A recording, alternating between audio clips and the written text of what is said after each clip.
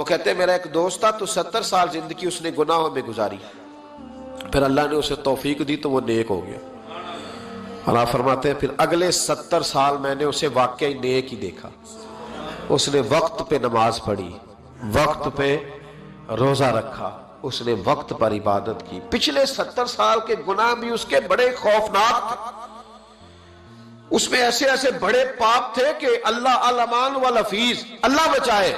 لیکن پھر جو اگلے 70 سال تھے وہ سونے بھی بڑے تھے، صاحب بھی بڑے تھے۔ پھر میں نے اسے فجر کی اذانیں دیتے بھی دیکھا۔ فرماتے 70 سال اس کے وہ 70 سال اس کے یہ اتنی لمبی اللہ نے اس کو عمر دی۔ آپ فرماتے ہیں جب اس کا انتقال ہوا تو میرے دل میں روز خیال آتا تو میں روز دعا کرتا کہ یا اللہ مجھے پتہ چلے کہ تو نے اس کے پچھلے 70 سال والے معاف کر دیے، مجھے کبھی پتہ چل جائے تو میرا دل ٹھنڈا ہو جائے، کیونکہ وہ گناہ بھی اتنے خوفناک تھے کہ وہ بڑے سخت تھے، بیان نہیں کیا جا سکتا۔ آپ فرماتے ہیں اللہ نے میری دعا قبول کی اور وہ مجھے خواب میں مل گیا۔ تو میں نے پوچھا بتا کیا بنا؟ تو کہنے لگا ساری معافی مل گئی، ایک نہیں ملی۔ وہ کیا؟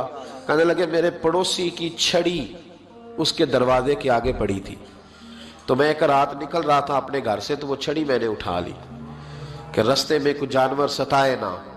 فرماتے بغیر اس کی اجازت کے اس کے دروازے پہ پڑی ہوئی چھڑی میں نے اٹھائی تھی۔ سارا رب کریم نے 70 سال کی گناہ معاف کر دیے، لیکن فرمایا یہ حقوق العباد کا معاملہ ہے۔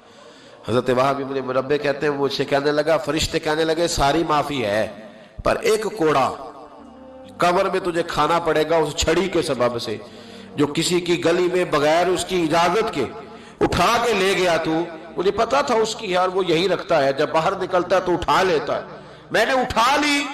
فرماتے ایک کوڑا فرشتوں نے مارا تھا میری قبر پہ اور 100 دن میری قبر میں آگ بھڑکتی رہی ہے، 100 دن۔ اب اللہ نے مجھے فضل کیا ہے اور معافی ملی ہے۔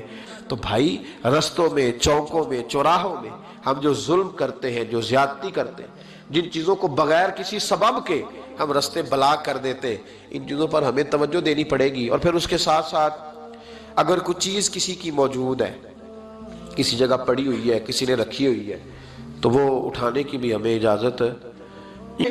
میرے رسول کریم علیہ السلام نے فرمایا تیرے لیے جائز نہیں اپنے مسلمان بھائی کی چیز استعمال کرنا جب تک کہ وہ اس بات پہ راضی نہ ہو۔